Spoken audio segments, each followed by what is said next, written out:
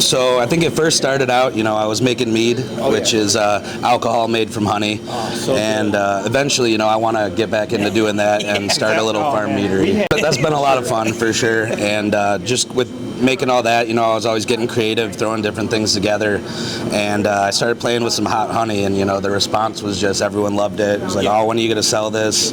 I saw the Rochester commissary had some opportunities to, be able to go in there, make your stuff, and then take it with you and, try and get it out in the public. And I thought that was a great opportunity, so jumped on that, started making my hot honey, and, got to try and make it work. And you can go in there, you book hours. It's got a nice little website. You can see who's going to be in the kitchen, what kind of space. You can, if you need like a high up table, you can do that. You need something different, you can do that.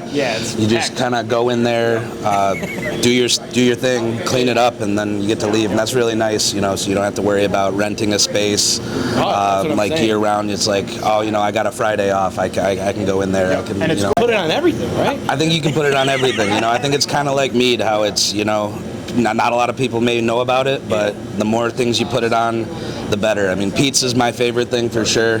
Chicken wings. For sure. I've seen people do vanilla ice cream if you're that, adventurous. Danny's favorite Wegman sub. Just, drizzle a little bit of that on there afterwards. I never thought of that. That was a game changer.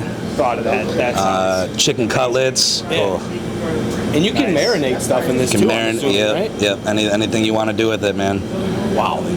I just had a sub, Finding this spot? Yeah, so it was actually really cool. One of my fraternity brothers, Ben, hadn't talked to him in a while, and he kind of messaged me. He was like, hey, man, I've been getting my steaks from here, and sent me a picture of their pamphlet, trying to reach out and get some local business in there. And I was like, man, that would be cool, maybe one day. And I feel like a lot of the time I've just been like waiting for the right moment instead of just, going for it. And I think I got to get outside my comfort zone a little bit and, just go for it. So, I messaged them, and they were very receptive and came in, and, it's kind of scary when you have somebody try the hot honey at first if you don't know that they love spice. Right. Because it's like, if that's too hot for them, that's not going to work. But, they took a shot on it, and it seems like there's been a good response. Nice. That's awesome.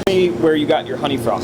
Yeah, so I get my honey currently from Waukili Farms in Hawaii. It's from Sean the Honeyman.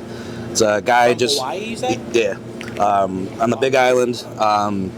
He's got him and his wife, small operation, but you get some really exotic honeys. I think one of my favorite ones I've ever tried was Monkey Pod Blossom. Yeah. And I thought honey was honey. Right. And every varietal I've gotten from him is so distinctly different. Yeah. And it's really cool to try to find a honey varietal to pair with a pepper varietal to make something that tastes completely different. You can have like a breakfast version, something you're having at lunch, something that's going to be really hot. It's just a lot of possibilities. That's cool. Probably hundreds or thousands. It really depends on what the bees can get. So like whatever plant is local. So why a beekeeper in Hawaii? From making mead, it was just one of the forums I found. I saw his stuff, and it was like, oh, cool, somebody's small doing it.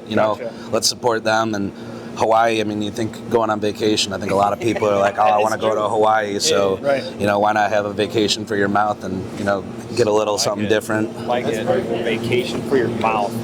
Other one, I brought a mead here too, if you guys are interested. It was the one I made for Bert Kreischer. It was a sour cherry Kool-Aid mead, and he put it on his podcast as Something's Burning, and he gifted it to Andrew Lawrence.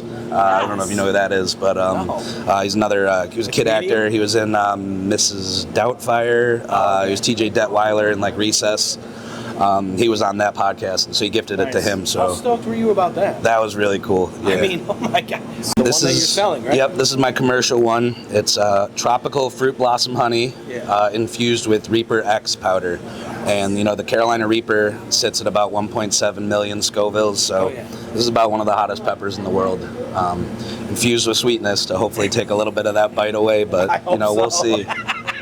Do other types of honey? Yeah, so the plan is I want to have like maybe 10 or 12 different kinds, different varietals of honey, different levels of heat, different peppers. I'd like to make an entry-level one, for the people who can't handle heat but still want to say, I had that hot honey and it was good, it was hot. And then I want to make the stuff that, it's so undeniably hot that it's really the only thing you can focus on. Products. So right now, the Beef and Butter Company is a great place to stop in. Yes, it is. I also have a website at www.bbabieshothoney.com. And it's nothing fancy, but it'll get it to you. Yeah, and you can order from there. You can order from there, Instagram, whatever. However I can get it to someone, I'm going to figure that out. Yeah, and we'll definitely have all of that information. Oh yeah, all the information. We'll be sharing his stuff all week. Try to get people pushed to it, I appreciate it. That's why we're here. That's what we do. Yep. And today was really cool for the simple fact that we got a local product here at in a local store on a local podcast. Yeah.